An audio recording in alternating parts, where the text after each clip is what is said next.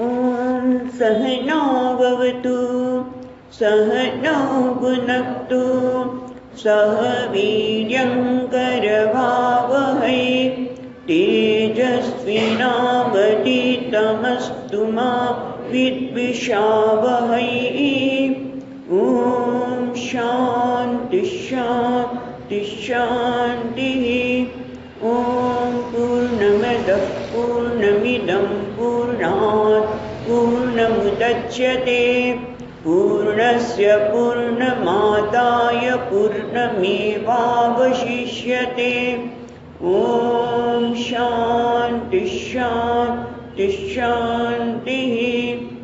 ॐ यो ब्रह्माणं विदधाति पूर्वं यो वै वेदांश्च प्रणोति तस्मै तमहदेवमात्मबुद्धिप्रकाशं मुमुक्षुर्वै शरणमहं प्रपद्ये।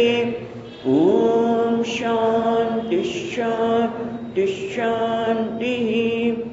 ॐ नारायणं पद्मभवं वसिष्ठं शक्तिं च तत्पुत्रपराशरं च व्यासं शुकं गौडपदं महान्तं गोविन्दयोगीन्द्रमथास्य शिष्यं श्रीशङ्कराचार्यमथास्य पद्मपादं च हस्तामलकं च शिष्यं तन्तोटकं वार्तिककारमन्यान् अस्मद्गुरुं सन्ततमानतोऽस्मि।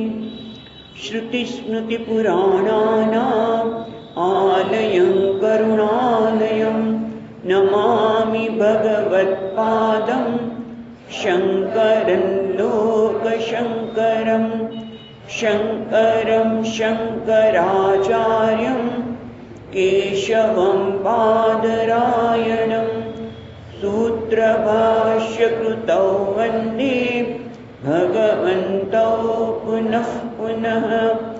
ईश्वरो गुरुरात्मेति मूर्तिभेदविभागिने व्योमवद्व्याप्तदेहाय दक्षिणामूर्तये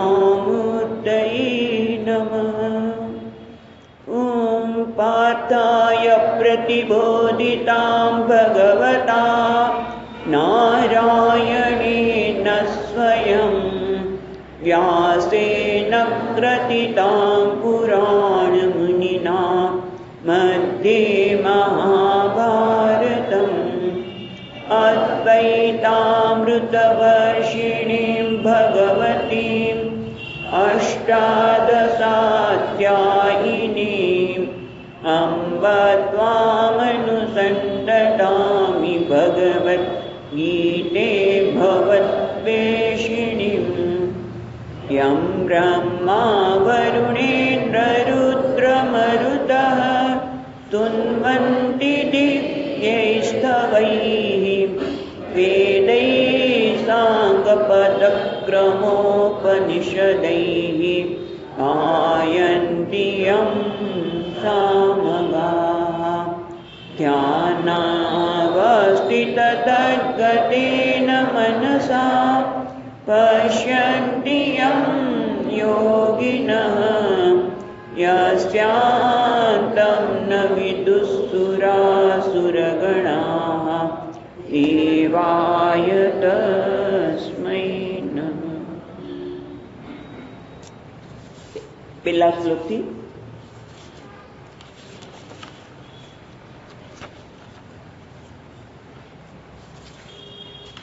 श्री भगवानुवाच इदं शरीरं कौन्तेय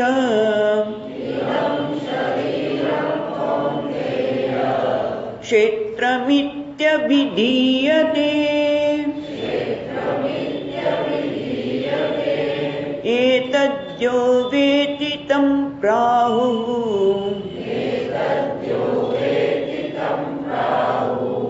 क्षेत्रज्ञम् इति तद्विदः।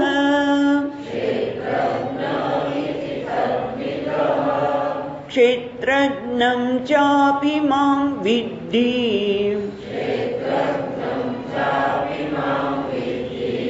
સર્વક્ષેત્રેષુ ભારત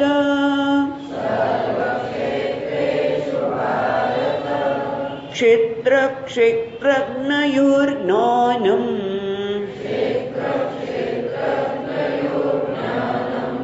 યત્તજ્ઞાનમ મતં મમ તત્ક્ષેત્રં યચ્ચ યાદૃક્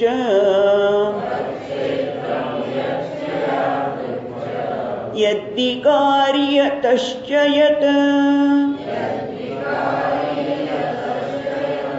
स च यो यत्प्रभावश्च तत्समासेन मे शृणु ऋषिभिर्बहुधा गीतम् छन्दोभिर्विविधैः पृथक्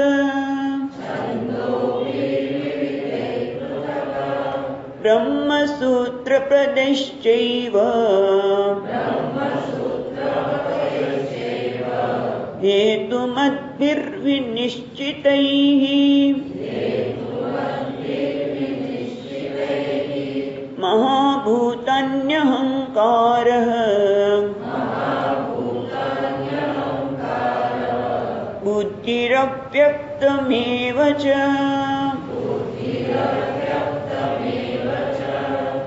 इन्द्रियाणि दशैकञ्च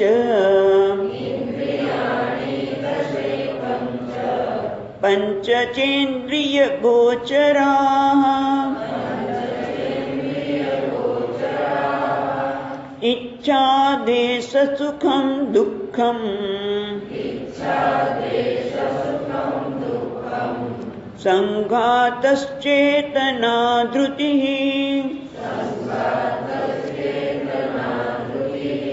एतत् क्षेत्रं समासेन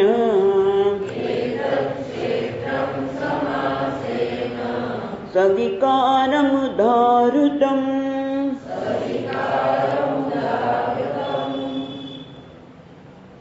આપણે જોઈ રહ્યા છીએ કે પ્રમાણે આપણા જીવનમાં આ ક્ષેત્ર અને ક્ષેત્રજ્ઞનો વિવેક, દ્રષ્ટા અને દ્રષ્ટાનો વિવેક છે જ.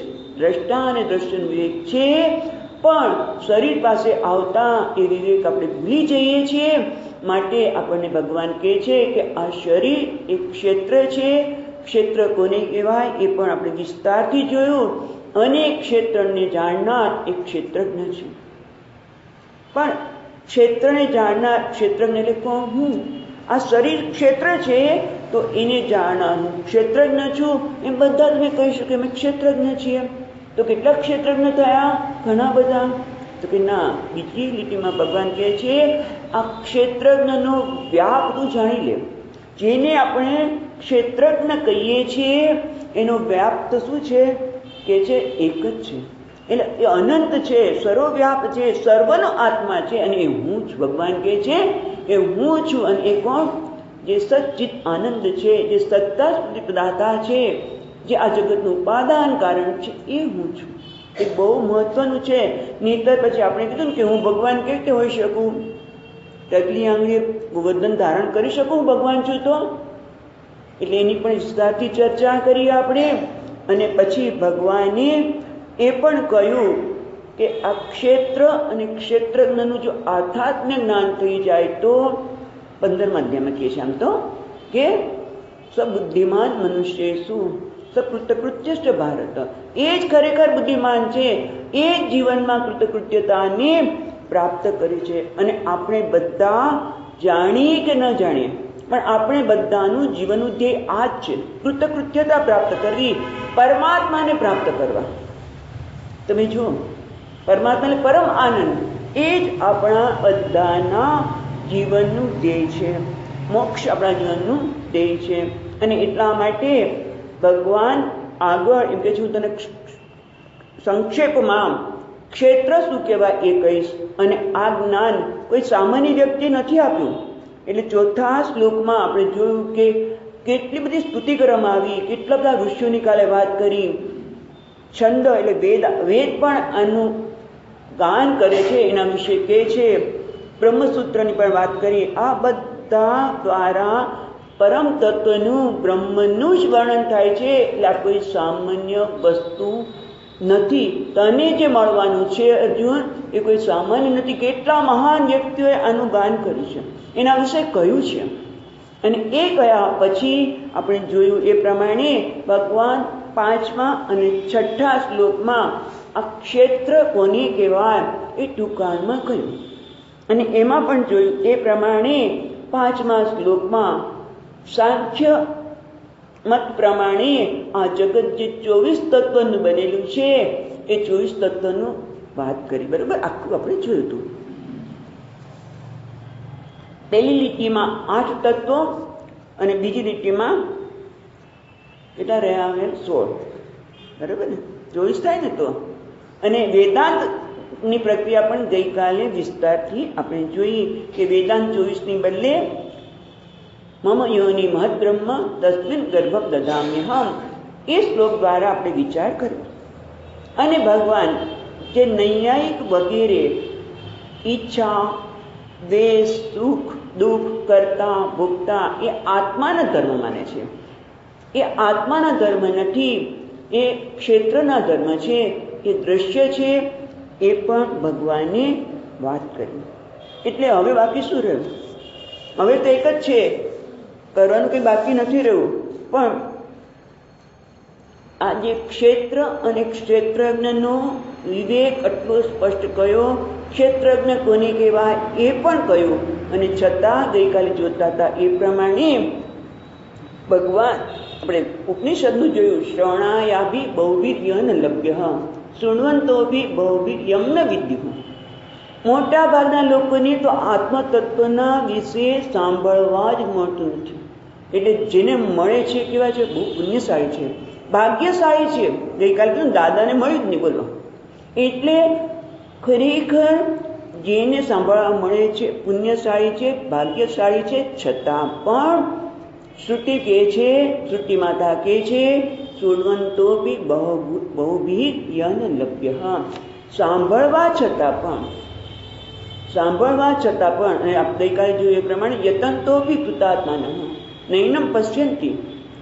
સાંભળે છે, પ્રયત્ન કરે છે, પણ છતાં આ તત્વને આત્મસાત કરી શકતો નથી.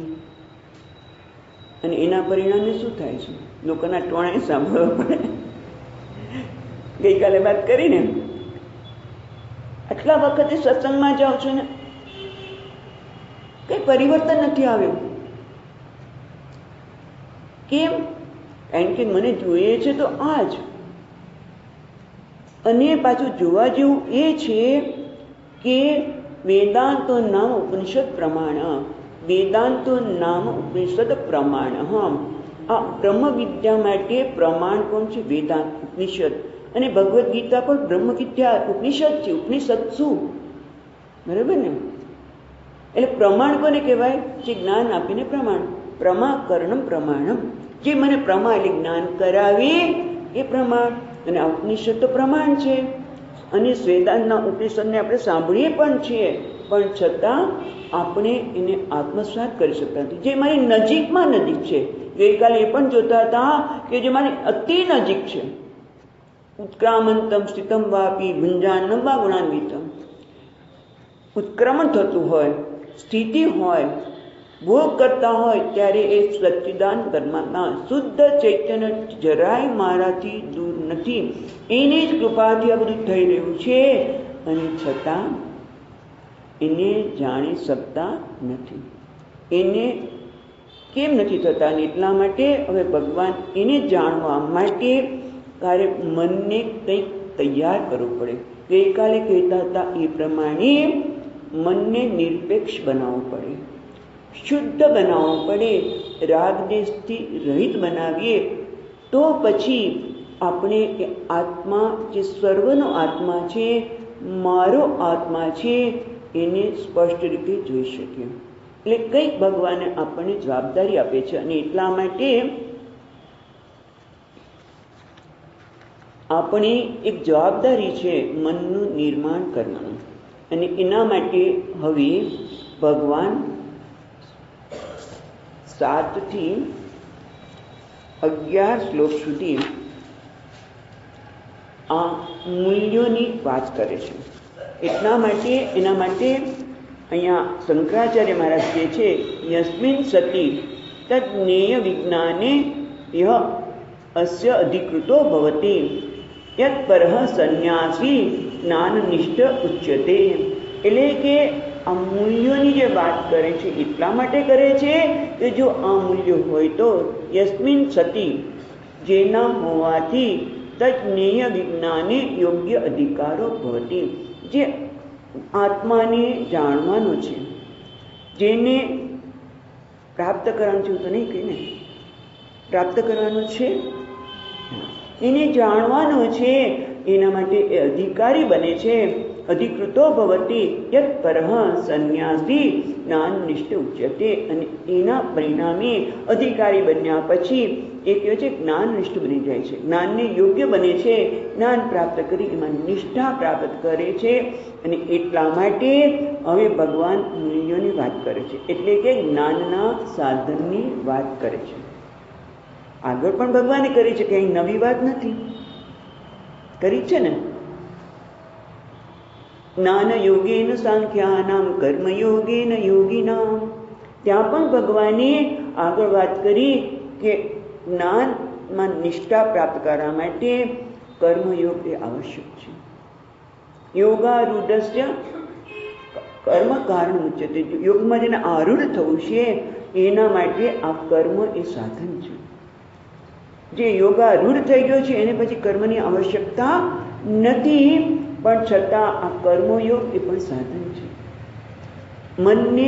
મનનું નિર્માણ કરવા માટે, મનને નિરપેક્ષ બનાવવા માટે એની આવશ્યકતા છે. અને એની સાથે કર્મની સાથે ભગવાને ભક્તિની પણ વાત કરી, એ પણ એટલી જ આવશ્યકતા છે. કર્મયોગમાં ભક્તિ તો આવી જ ગઈ, પણ છતાં ભગવાન માટે પ્રેમ જન્મો, અનન્ય પ્રેમ, અનન્ય ભક્તિ, અને એના માટે ભક્ત કેવો હોવો જોઈએ એની પણ વાત કર્યા પછી હવે ભગવાન આપણને આ મૂલ્યોની વાત કરે છે. કેમ ભાઈ? મૂલ્યોની આવશ્યકતા એટલા માટે છે કે જેમ વૈદ્યરાજ આપણને નાડી જોઈને દવા તો આપે, પણ સાથે સાથે કહી દો તમારે પરેજી પાડવી પડશે. દવા લઈ અને આપણે પરેજી ન પાડી તો શું થાય? સાજા ન થઈ ને. એટલે દવા, વૈદ્યરાજની દવાની સાથે પરેજી પાડવી પડે. એમ આપણે કહ્યું ને, શ્રવણાયાપી બહુભીર્ય ન લભ્ય, શૃણવંતોપી બહુભીર્ય ન લભ્ય. એને સાંભળવા છતાં પણ એને એ જ્ઞાન પ્રાપ્ત થતું નથી, કારણ કે પરેજી નથી પાડી. શ્રવણ મનન કરીએ છીએ, પણ જેમ પેલી દવા લઈએ વૈદ્યરાજની, પણ પરેજી ન પાડીએ તો એનો મને લાભ નથી મળતો. બરાબર છે ને? એમ અહીંયા પણ આપણે પરેજી પાડવાની છે. અને એ પરેજી એટલે આ અહીંયા આ 4 શ્લોકમાં ભગવાન 20 મૂલ્યોની વાત કરે છે. તો આપણે વાંચીએ 7મો શ્લોક.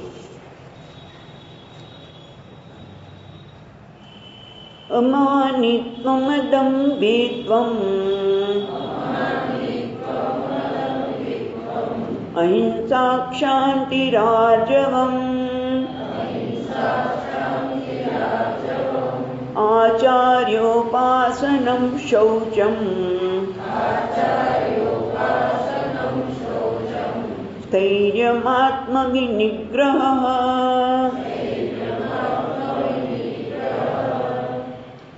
ભગવાન 20 મુદ્દાનો કાર્યક્રમ આપે છે, અથવા તો 20 મૂલ્યની વાત કરે છે. એમાં તમે જુઓ કેટલા મૂલ્ય આ શ્લોકમાં કીધા. અમાનિત્વમ, અદંભિત્વમ, અહિંસા, શાંતિ, આર્જવમ, આચાર્ય ઉપાસના, શૌચમ, સ્થૈર્યમ, આત્મવિનિગ્રહ. 9 તો કહી દીધા આરામથી મહારાજે. અને આમ પણ જોઈએ તો આ મૂલ્યો આપણા માટે નવા નથી. આ બધાને આની ખબર છે. છે ને, કારણ કે આપણે નાના હતા ત્યારથી જ આની આપણને ખબર છે. આપણો જ્યારે ઉછેર કરવામાં આવ્યો ત્યારે ઘરમાં મા બાપ પણ કહેતા હોય, વડીલો પણ કહેતા હોય, સત્યમ વદ, ભાઈ સાચું બોલવું છે, ધર્મંચર, ધર્મનું આચરણ કર, જૂઠું ન બોલીશ, કોઈનું આંચકી ન લઈશ, કોઈની હિંસા ન કરીશ. એમ માતા પિતા પણ આપણને કહે, સ્કૂલમાં જોઈએ તો સ્કૂલના ટીચરે કહે, વાર્તા પણ કહે. અને કેવી અસર થાય, નાના હોય ને ત્યારે એટલી એની અસર થઈ જાય. તો નાના હતા મને યાદ છે પેલું વાર્તા કીધી હતી કે દેડકાનું, કે દેડકાન તો મારું ને તો હિંસા કહેવાય. તમને નાના છોકરાઓ ત્યારે મજા પડે, દેડકાનમાં જે કુદાકૂદ કરે, પણ હિંસા છે ભાઈ. એની વાર્તા કીધી. એવી કેટલી વાર્તાઓ છે આપણા મગજ ઉપર અત્યારે પણ આવે કે હા નાના હતા ત્યારે આ વાત કીધી હતી, આ કહ્યું હતું. એટલે ટૂંકમાં આપણને આ બધાની ખબર છે કે નાના હતા ત્યારથી જ આ મૂલ્યનું જ્ઞાન આપણને મળ્યું છે. સાચું બોલવું જોઈએ, જૂઠું ન બોલીશ, પણ છતાં આપણે એ પણ ખબર છે કે સાચું બોલવું જોઈએ, પણ એ ક્યાં સુધી આપણે સાચું બોલી શકીએ છીએ? જ્યાં સુધી હું સહન કરી શકું, એટલે મારને ગેરલાભ ન થાય ત્યાં સુધી આપણે સાચું બોલીએ, પણ એમ થાય કે હવે સાચું બોલો, પણ ના હું તો ખોટું નહીં જ બોલીશ, તું ખોટી સાક્ષી પૂરે તો તને આટલા પૈસા આપીશ, તો આપણે તરત લેવા તૈયાર નથી. પણ આપની એક મર્યાદા છે. કેમ? કારણ કે આપણે જે સાચું બોલવું એનું જે મૂલ્ય છે એ આપણા માટે મૂલ્યવાન બન્યું નથી. ખ્યાલ આવ્યો? મને માતા પિતાએ કહ્યું છે, માતા પિતા જે કહ્યું છે સ્કૂલમાં કહ્યું છે એટલે સાચું બોલવું જોઈએ, પણ એની એક મર્યાદા હોય છે આપણી, કારણ કે આપણા માટે એ મૂલ્યવાન બન્યું નથી. ને સ્વામીજી મહારાજના શબ્દમાં કહી તો મૂલ્ય એટલે ઇંગ્લિશમાં કંઈક value. Value is value when it is valuable to you. મૂલ્ય તો મૂલ્ય જ છે, પણ જ્યારે એ તમારા માટે મૂલ્યવાન બને ત્યારે જ તમે મૂલ્યનું સાચા અર્થમાં પાલન કરી શકો. બરોબર છે કે નહીં? એ મારા માટે મૂલ્યવાન બનવું જોઈએ, કિંમતી બનવું જોઈએ. મૂલ્ય એટલે શું? કિંમતી, મૂલ્યવાન બનવું જોઈએ. જ્યાં સુધી મારા માટે એ મૂલ્યવાન બન્યું નથી, મારા માટે આત્મસાત થયું નથી કે આ અતિ મૂલ્યવાન છે, અમાનિતમ, દંભિતમ એ મૂલ્યવાન છે, એટલે શું થાય કે ઘણી વખત આ વાંચેલું ઘણા વખત પહેલાં કે હૈદરાબાદમાં એક ખેડૂત બહુ ખેતી બરાબર આવતી નહોતી, પણ છતાં થોડી ઘણી ફસલ આવી હોય અને પક્ષીઓ આવે એટલે ખેતરના કાંકરા લઈને ફેંકા કરે. પછી ખબર પડી કે આ કાંકરા નહોતા પ્રભુ, આ તો હીરા હતા.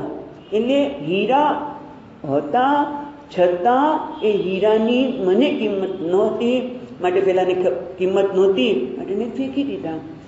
એ જ રીતે આ બધી વસ્તુ અમાનિતમ, અદંભિતમ, એ બધી જ વસ્તુ મારા માટે મૂલ્યવાન બનવી જોઈએ. અને પાછું તમે જુઓ કે આના માટે આ બધી શિક્ષણની પણ જરૂર નથી. સ્વામીજી મહારાજ હંમેશા સમજાવે કે દરેક વ્યક્તિ જન્મી ત્યારથી એ ભણેલી હોય કે ન ભણેલી હોય, ગોપાલ આદિન, એટલે કે ગોપાલ આદિન એટલે શું કે જે ભરવાડનો છોકરો છે. હવે ભરવાડના છોકરા માટે શબ્દ ન વપરાય, તો ભગવાન ભાષ્યકાર વાપરતા હતા કે દાખલા તરીકે ભરવાડનો છોકરો એટલે કે જેને કોઈ અક્ષર જ્ઞાન નથી.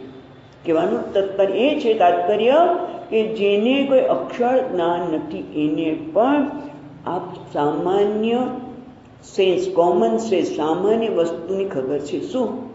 બધાને ખબર છે. સ્કૂલમાં ન ગયા હોય એને ખબર છે. શું છે કે મારી સાથે કોઈ ખોટું બોલે, મારો કોઈ તિરસ્કાર કરે, મારી સાથે દંભ કરે, એ મને નથી ગમતું. હું ખોટું કરું ને તોય મને બધા ક્ષમા કરે. આ બધાને ખબર છે. કોઈને આ બધું સાચું બોલવું જોઈએ, કોઈની હિંસા ન કરવી જોઈએ, કોઈનો તિરસ્કાર ન કરવો જોઈએ, બધાને ક્ષમા કરવી જોઈએ. એવું એ પણ મને ખબર છે. ખાલી મને આવું ગમે છે એવું નહીં, પણ બીજાની સાથે પણ આ જ પ્રકારનો વ્યવહાર કરવો જોઈએ. એની સાથે વિરુદ્ધનો વ્યવહાર ન કરવો એ પણ ખબર છે. ખાલી મારી સાથે લોકોએ કેવો વ્યવહાર કરવો જોઈએ એટલું પૂરતું નથી જ્ઞાન આપ્યું ભગવાને. ભગવાને મને એ પણ જ્ઞાન આપ્યું છે કે મારે સાચું બોલવું જોઈએ, જૂઠું ન બોલવું, કોઈની હિંસા ન કરવું, બધાને આદર આપવું, કારણ કે મને એ ગમે છે માટે, અને એવું જ બીજાને પણ ગમે છે માટે હું બીજા સાથે પણ એ પ્રકારનો વ્યવહાર કરું. બરાબર? ભગવાને આપણી રચના કરી ત્યારે આ બધું આપણને આપીને મોકલ્યા છે, કોમન સેન્સ. નહીં તો ભગવાનની આ રચના કેવી થાય? ડિફેક્ટિવ, દોષપૂર્ણ. અમારા સ્વામીજી મહારાજ કે દાખલા તરીકે કોઈ કાર બનાવી, મારુતિ બનાવી, પછી કે એમ્બેસેડર, ચાલો ગમે તે કાર હોય, કોઈ કાર બનાવી માણસે નવી, બહુ સરસ એક્સલેટર મૂક્યું, બધું જ મૂક્યું, પણ બ્રેક ન મૂકી હોય તો ડિફેક્ટિવ કહેવાય ને, દોષયુક્ત કહેવાય, તો એને પાછી ખેંચવી પડે. એ રીતે ભગવાને કર્યું નથી. ભગવાને આપણને આ સામાન્ય બુદ્ધિ, કોમન સેન્સ, સામાન્ય બુદ્ધિ આપી છે. અને સાથે સાથે એટલું જ નહીં, ભગવાને ખૂબ શક્તિ આપી છે આપણને. જો કદાચ શારીરિક શક્તિ આપણને ભગવાને ન પણ એટલી બધી નથી આપી, એટલે કે હાથી, સિંહ જેવી એવી શારીરિક શક્તિ ન પણ હોય, પણ બૌદ્ધિક શક્તિ એટલી બધી આપી છે કે આપણે સિંહને પાંજરામાં પૂરી ન ચાલીએ. માસ્ટર આમ ખાલી ચાલુ કામ કરતો તો ન છે, હાથીને પણ આપણે પકડી શકીએ. એટલું જ નહીં, પ્રાણીઓની વાત જવા દઈએ, આપણે પાણીના ધસમસતા પ્રવાહને પણ રોકી અને એમાંથી વીજળી ઉત્પન્ન કરી. કેટલી મોટી શક્તિ ભગવાન આપી છે. જ્યારે શક્તિ આપી હોય ત્યારે એનો દુરુપયોગ થવાની શક્યતા પણ એટલી જ રહેલી છે. એટલે શક્તિનો કેવી રીતે ઉપયોગ કરવો એ પણ આપણી એક જવાબદારી છે. કારણ કે આપણે શક્તિનો દુરુપયોગ કરવાને સક્ષમ એટલા માટે છીએ કે આપણને ભગવાને પસંદગી કરવાની શક્તિ આપી છે. સ્વામીજી મહારાજ કહે કે એ તો બહુ મોટી ભેટ છે. પસંદગી કરવાની એટલે કે મારે આ કર્મ કરવું કે ન કરવું કે અન્ય રીતે કરવું, એની પસંદગી કરવાની છૂટ ભગવાને મનુષ્યને જ આપી છે, બીજા કોઈને નથી આપી. કોઈ પ્રાણીઓને આ પ્રકારની શક્તિ નથી આપી. આપણે વાત કરતા હતા ને ગઈકાલે કે પરમ વિશે કે ગધેડાને લાત મારવાનું મન થાય તો એના માલિકને પણ મારે, પછી શું થાય એને ખબર, પણ મારે. પણ આપણે ન મારીએ લાત. કીધું કે લાત મારવાની વાત નહીં, હાથ ઉપાડ્યો હોય અને મને અપમાન કર્યું, મોટું કકડી જાય, હાથ ઉપાડ્યો, પણ પછી થાય કે હું કોને મારું છું, આને મારીશ તો મારું તો ઘડો ટાઢવો થઈ જશે. બરાબર ને? હાથ નીચે કરી દે. એટલે કર્તુમ સત્યમ અકર્તુમ સત્યમ અન્યથા વા કર્તુમ શક્યમ. અને આ જ કારણે આપણે જે પસંદગી કરવાની શક્તિ આપી છે, આપણે આટલું બધી બળ આપ્યું છે કે જે બધા પ્રાણીઓને નાથી શકીએ. ગુરુત્વાકર્ષણ બળનો પણ કેવી રીતે ઉપયોગ કરવો એ બધું જ ભગવાને આપ્યું છે. અને એટલું જ નહીં, આપણે મનુષ્ય એટલા બધા શક્તિશાળી છીએ કે ભગવાનને વૈકુંઠમાંથી નીચે ઉતારીએ. વૈકુંઠ કો સ્વર્ગ કો, એટલે ટૂંકમાં કેવી રીતે એવા કર્મ કરીએ કે પરિત્રાણાય સાધુના વિનાશાય છે દુષ્કૃતા. ભગવાન નીચે ઉતરવું જ પડે. પણ મનુષ્ય ક્યાં કરે છે? એ તો અસુરો કરે છે ને. એટલે અસુરો એમ સિંગડા, આપણે તો કહીએ સિંગડા, એવું નહીં, અસુરો નહીં, મનુષ્ય જ કરે છે. પુરાણની વાત જવા દો, એવું કહેવાય છે, આપણને ખબર નથી, આપણે ઇતિહાસ વાંચ્યો છે. એટલે કે જ્યારે બીજું વિશ્વયુદ્ધ થયું ત્યારે કેટલા લોકોની કતલ કરવામાં આવી, કેટલા લોકોને મારી નાખવામાં આવ્યા, કારણ કે એ આર્ય નથી માટે છોડો એને મારો. તમે જો લોકોને, અને ત્યારની વાત જવા દો, વિશ્વયુદ્ધની વાત જવા દો, પણ આજે પણ તમે જો માણસ હિંસા કરતા જરાય અટકે છે. એટલે ભગવાનને નીચે ઉતરવું પડે. પરિત્રાણાય સાધુનામ વિનાશાય દુષ્કૃતામ. એટલે ટૂંકમાં કહેવાનું શું છે કે ભગવાને આપણને શક્તિ આપી છે, શક્તિનો દુરુપયોગ કરીએ અને એટલા માટે જ આપણને ધર્મની જરૂર છે, મૂલ્યની જરૂર છે. કારણ કે ધર્મની આવશ્યકતા મનુષ્યને જ છે, પ્રાણીઓને નથી. ગાય ભેંસ બધા ભેગા થઈને ધર્મસભા ભરી હોય. હમણાં તો આજકાલ બહુ આવે છે કે તમે બધામાં સભ્ય થાઓ, હિન્દુ ધર્મના સભ્ય થાઓ, આ થાઓ. ધર્મની આવશ્યકતા એ લોકોને નથી. કદાચ એક વાડામાં ભેગા કર્યા હોય તો પણ ધર્મની વાત એમને કરવાની આવશ્યકતા નથી, પણ આપણને છે. કારણ કે આપણને શક્તિ આપી છે, એ શક્તિનો દુરુપયોગ કરીએ અને ન થાય એના માટે આપણે ધર્મનું પાલન કરવું પડે અને ધર્મ શું છે એ પણ જાણવું પડે. પણ આપણને એમ થાય કે આ બધી શક્તિ શું કામ આપ્યું ભગવાન? આ મનુષ્યને તમે શક્તિ આપી ત્યારે આવું થાય છે ને, એને શક્તિ ન આપી હોત તો કેવું સારું હતું? તો કે છે ભાઈ શક્તિ એટલા માટે આપી છે કે મનુષ્ય પોતાની ઉન્નતિ કરી શકે, આધ્યાત્મિક ઉન્નતિ કરી શકે, દેવ બનીને છેવટે ભગવાન પણ બની શકે. ભગવાન ગોડ, GOD ને ઉલટું કરતો ડોક પણ બની શકે, ગોડમાંથી ડોક પણ બની શકે ને. એટલે આટલી શક્તિ પરમાત્માએ આપી છે અને એટલા માટે જ આ વિવેકની જરૂર છે.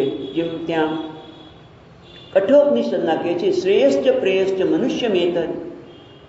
શ્રેયસ અને પ્રેયસ સતત મનુષ્યના માર્ગમાં આવ્યા કરે છે અને એટલે એને જરૂર છે માર્ગદર્શનની.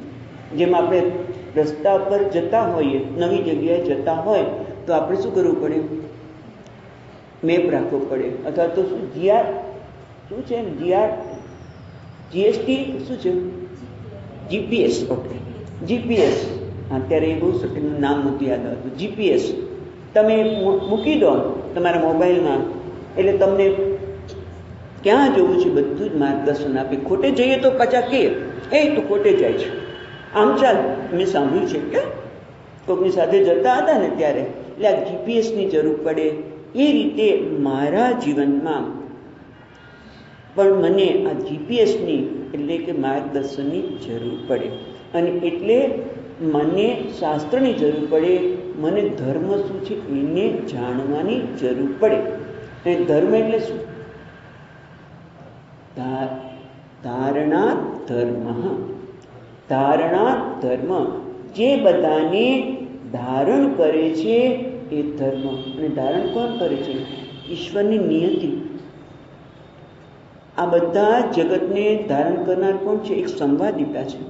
આ સંવાદિતા, આ નિયતિ જ ખરેખર બધાને ધારણ કરે છે. અને એટલા માટે જે નિયતિની સાથે રહીને કામ કરે એનું નામ ધર્મ. ખ્યાલ આવ્યો? નિયતિને ખ્યાલમાં રાખીને જે પાલન કરે એ ધર્મ, અને એનાથી વિરુદ્ધ ન કરે એનું નામ આપણે કહીશું અધર્મ. અને આવું કેમ જરૂર પડી?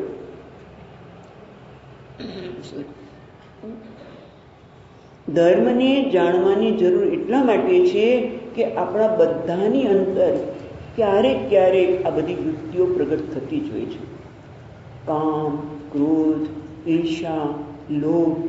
અને એને વશમાં આવીને જ્યારે આપણે કર્મ કરી નાખીએ થોડોક લાભ મળી જાય, પણ પછી શું? એક અધર્મનું આચરણ મારા જીવનમાં શું લાવશે એ આપણે વિચાર કરતા નથી. એ કર્મ ભોગવવાના જ છે આપણે, પણ અત્યારે તો આવીને આપણે અધર્મનું પાલન કરીએ છીએ. કેમ કરીએ છીએ? કારણ કે મને એના માટે મૂલ્ય છે. જો આપણે આ બધી ચર્ચા એટલા માટે કરીએ છીએ કે અમાનિતમ અનંબિતમ એ મારા માટે મૂલ્યવાન બને. જ્યાં સુધી મારા માટે મૂલ્યવાન નહીં બને ત્યાં સુધી ફક્ત એ શબ્દો રહી જશે. મારા જીવનમાં જો આચરણ કરીશ તો છેવટે હું એ અંતઃકરણ સુધી પ્રાપ્ત કરી શકું, જેથી જ્ઞાન નિષ્ઠા પ્રાપ્ત કરી શકું. જે મારું જે સ્વરૂપ છે, મારું જે સ્વરૂપ છે એને હું લાભ મેળવી શકું. અને એટલા માટે આ ચર્ચા કરીએ છીએ. કારણ કે તમે જુઓ કે આપણે ઉછેર દરમિયાન સાચું બોલવું જોઈએ, ખોટું ન બોલવું એ પણ બધી ખબર છે. પણ તમે જો અત્યારના યુગની વાત કરીએ તો બાળકોના ઉછેર દરમિયાન ઉછેર દરમિયાન આજુબાજુ ઘણું બધું જોવા મળે છે. અનાચાર, દુરાચાર, ખોટું બોલવું, જે સત્તા પર હોય ને એની જ બોલબાલા છે. સત્તા હોય, સંપત્તિ હોય, એની બોલબાલા છે. એટલે આપણે થાય કે મારે સત્તા પ્રાપ્ત કરવી છે, સંપત્તિ પ્રાપ્ત કરવી છે. આજના મોટા ભાગના લોકોના માટે જીવનનું ધ્યેય શું છે? ધર્મ નથી, અર્થ અને કામ જ છે. અર્થ એટલે સત્તા, સંપત્તિ, પ્રતિષ્ઠા. આ તમે જુઓ બાળકોના માનસમાં આવી જ ગઈ છે, આપણે પણ આવી જઈએ છે. એટલે તમે બાળકોને કહો તો એ મૂલ્યનું પાલન નહીં કરે. સાચું બધું શું પ્રાપ્ત થયું? જો હું આ એક સત્ય હકીકત કહું છું. એક બેન આવે છે, કે મારી છોકરી એમ કહે છે કે તમારે અત્યારે મારા ઉપર છે તો આમનું કર ને આમનું કર. ભલે સત્ય સાંભળ્યું કે, પણ એક વખત હું આઈએસની પરીક્ષા પાસ કરી લઉં ને, હું આઈએસ બની દઈશ ને, પછી કોઈની જરૂર નથી, મને કોઈની જરૂર નથી. કેમ? કારણ કે એણે જોયું છે.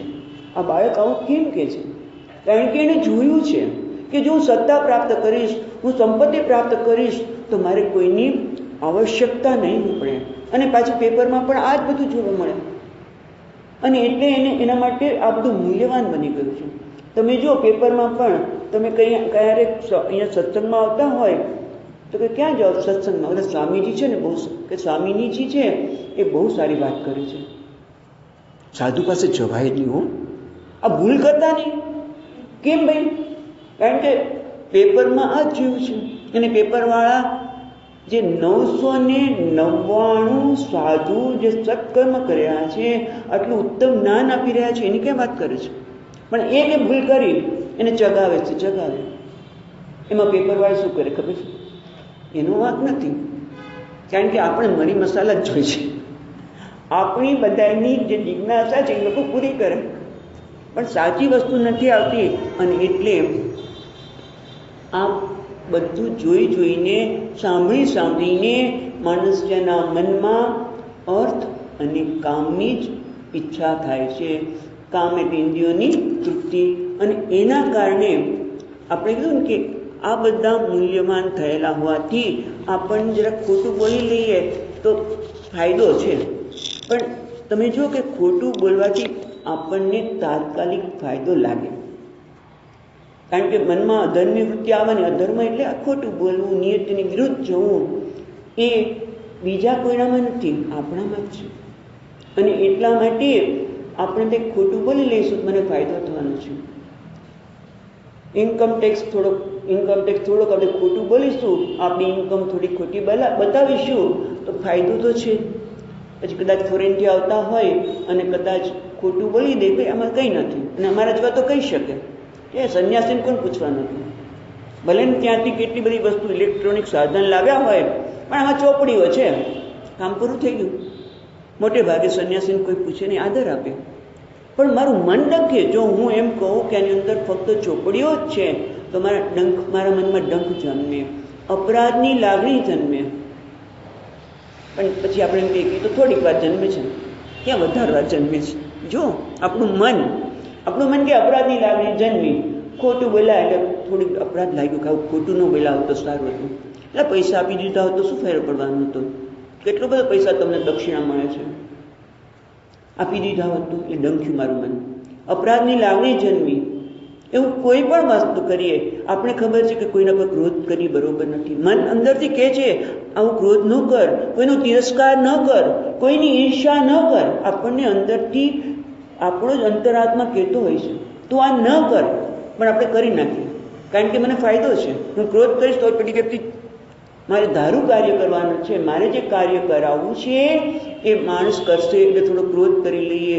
ઈર્ષા, આ બધા ડંખ છે ને એ મારા માટે ફાયદાકારક નથી. તાત્કાલિક લાગે છે કે મને ફાયદો આપે છે, પણ શું થાય છે ખબર છે? જ્યારે હું જપ કરવા બેસું ને, જ્યારે હું ધ્યાન કરવા બેસું ને, અથવા તો કે આનંદની ક્ષણો જ્યારે હોય ને ત્યારે બધું યાદ આવે. એટલે તમે વિચાર કરો કે મારા જીવનનું જે તો આનંદ છે, પણ આ બધી ડંખ, અપરાધની લાગણી, આ બધું જ મને ડંખે અંદરથી. એટલે અશાંત કુત સુખમ. જ્યાં મન અશાંત હોય તે મને સુખ લેવા દે.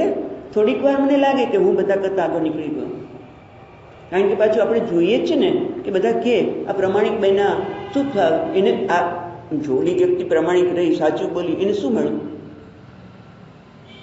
હા, એ વાત સાચી છે. તો તમે ખોટું કરો, અને આપણે ખોટું કરીએ છીએ ત્યારે આપણને ડંખે છે. અને એથી પણ આગળ જો વિચાર કરો, જ્યારે આપણે આ મૂલ્યોની વિરુદ્ધ જઈએ છીએ ને, મૂલ્યોનો તિરસ્કાર કરીએ છીએ, ત્યારે ખરેખર કોનો તિરસ્કાર કરીએ છીએ? પોતાનો, આત્માનો. કેવી રીતે ભાઈ આત્માનો તિરસ્કાર કરો છો? કારણ કે હું જ્યારે મૂલ્યનો તિરસ્કાર કરું છું, એ મને જરૂર છે માટે હું કરું છું, મને લાગે છે. કારણ કે તમે જો પ્રાણીઓને કોઈને આવું કશું કરવાની જરૂર નથી. તમે સાવ સામાન્ય વસ્તુ જુઓ, ક્યારેક કૂતરો હસતો હસતો આવ્યો હોય, એમ શાંતિથી પૂછી પુટપટાવતો હોય, એને બટકું ભરી લે. એ તો ઘસીને બટકું ભરવાનું, એને દમ કરવાની જરૂર નથી. આપણે દમ કરવાની જરૂર પડે છે, આપણે ખોટું બોલવાની જરૂર પડે છે, માન માંગવાની જરૂર પડે છે. કેમ? કારણ કે આપણે એનું મૂલ્ય સમજાણું નથી. અને હમણાં જ વાત કરી એ પ્રમાણે જ્યારે મૂલ્યનો ભોગ આપું છું, તિરસ્કાર કરું છું, ત્યારે ડંખ તો લાગે જ છે, એને લીધે મારું મન અશાંત તો બને જ છે. અને અશાંત મનમાં સુખ ન હોઈ શકે, પણ સાથે સાથે હમણાં વાત કરી એ પ્રમાણે સૌથી મોટો તિરસ્કાર હું મારો જ કરું છું, આત્માનો જ કરું છું. કેમ? કારણ કે આત્મા, આ બધા મૂલ્યો એ આત્માનો સ્વભાવ છે, એ મારો સ્વભાવ છે. અમાનિતમ અદંભિકમ એ મારું પોતાનો સ્વભાવ છે, મારે એને પ્રગટ કરવાનો છે. ક્યારે કરી શકું? જો મને એ મૂલ્યવાન લાગે તો. એટલે બહુ મહત્વની વસ્તુ સમજવાની છે કે આપણને થોડીક વાર ખોટું કાર્ય કરે છે ત્યારે આ ડંખ સંઘર્ષ અંદર લાગે છે. આપણે પોતાને કેમ તિરસ્કારની ભાવ અંદર પોતાના માટે તિરસ્કાર થઈ જવાનો, આત્મગૌરવ નહીં જન્મે. મને મારા માટે પણ તિરસ્કાર થઈ જાય. કેટલા બધા ગેરફાયદા છે મનમાં. આ બધું ખોટું કરવાથી ડંખ લાગે છે, આપણને એમ થાય કે આ ખોટું કર્યું, આપણે પશ્ચાતાપની ભાવના જન્મે છે. એ શાંતિથી રહેવા દેતો નથી. મને મારા માટે જ ગૌરવ નહીં જન્મે. એટલે તને ખબર તો છે, પણ તે આવું કેમ કર્યું?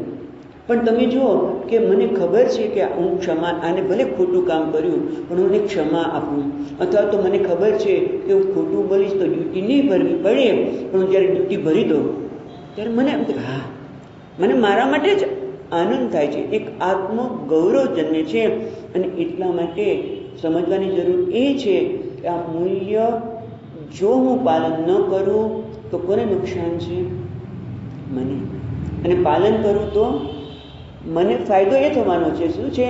કે મન શાંત થશે, મન શાંત થશે, પ્રસન્ન થશે ધીમે ધીમે. અને અંતઃકરણ શુદ્ધ થતાં આ જ્ઞાન કીધું ને, તો પછી હું અધિકારી બનીશ. યોગ્ય અધિકૃતો ભવતી, અધિકારી બનશે. અને યત્પરઃ, અને પછી આ જ્ઞાન નિષ્ઠા માટે આ સંન્યાસી, એટલે કે બધા આપણે બધા જ મુમુક્ષુ એ જ્ઞાન નિષ્ઠા માટે યોગ્ય નહીં જ્ઞાન નિષ્ઠ બનીશું. યોગ્ય નહીં જ્ઞાન પ્રાપ્ત કરી અને જ્ઞાન નિષ્ઠ બનીશું. એટલે ટૂંકમાં આ બહુ મહત્વની વસ્તુ છે. નહીંતર પછી આ બધા જ વસ્તુ જે આપણે કહીએ ને, સતત જે ડંખની બધું છે ને, એ શાંત રહેવા ન દે. એટલે આપણે કદાચ બીજાનો આશ્રય લેવો પડે, અથવા તો ડ્રગ્સનો આશ્રય લેવો પડે. તમે જો અત્યારે બધા ભલે ખોટું કરતા હોય, પણ એક દિવસ તો એ માણસ એટલો બધો નાસીપાસ થઈ જાય છે. અને છેવટે આ જ કરવું પડે છે.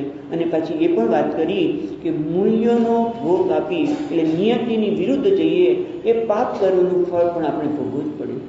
જેવું કરશું એવું પામીશું.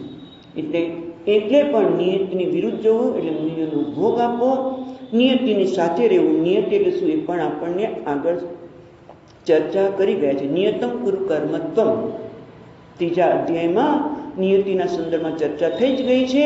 પછી ક્યારે કરીશું. પણ મહત્વનું તો એ છે કે આ મૂલ્યનું પાલન કરવાથી હું ખૂબ બધી વસ્તુ પ્રાપ્ત કરું છું. એટલે કે આત્મજ્ઞાનને યોગ્ય બનું છું. અને પછી પણ જોશું કે વ્યવહારમાં પણ આ મૂલ્યો ખૂબ મને ફાયદાકારક છે. એટલે ટૂંકમાં આ મૂલ્ય મને મૂલ્યવાન છે એ સમજાય તો પછી આપણે એ મૂલ્યનું પાલન કરીએ. એટલા માટે આ ચર્ચા કરી કાલથી આપણે આગળ વિચાર કરીશું.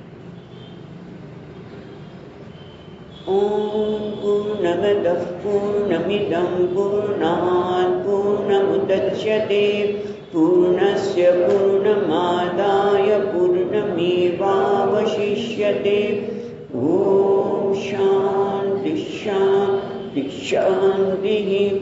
શંકરાચાર્યં કેશવં બાદરાયણં સૂત્રભાષ્યકૃતૌ વંદે ભગવन्तौ પુનઃ પુનઃ.